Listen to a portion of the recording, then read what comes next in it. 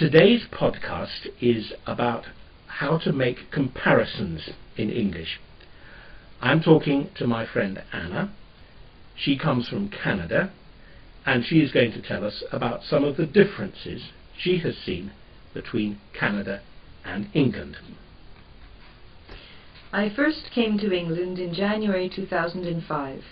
When I left my home in Winnipeg in central Canada, it was snowing and bitterly cold. By comparison, England was a lot less cold. Everything seemed very green compared to the blanket of snow on the ground in Canada. There were even some flowers in the garden. The traffic in England was so confusing at first. In England, the traffic drives on the left, while in Canada, and most of the rest of the world, people drive on the right. And if you're walking, it is more difficult to cross the road in England than in Canada. In Winnipeg, the landscape is almost completely flat, but in Birmingham, by contrast, there are hills and valleys, not big ones, but bigger than what I'm used to.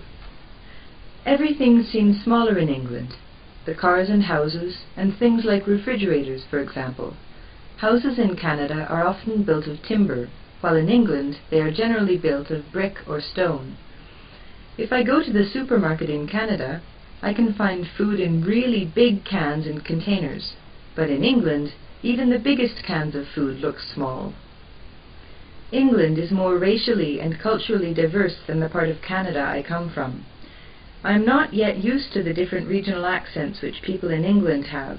To my ears, they still all sound the same. People in England seem to be more fashion conscious than in Canada, particularly the young women. They all seem to wear similar clothes in the latest popular style.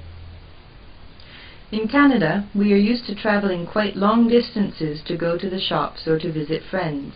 In England, the distances are shorter, but it often takes as long because the traffic is more congested. To sum up, I suppose I would say that central Canada is bigger, obviously, than England and flatter, colder in winter and hotter in summer, and emptier. There are many fewer people per square kilometre.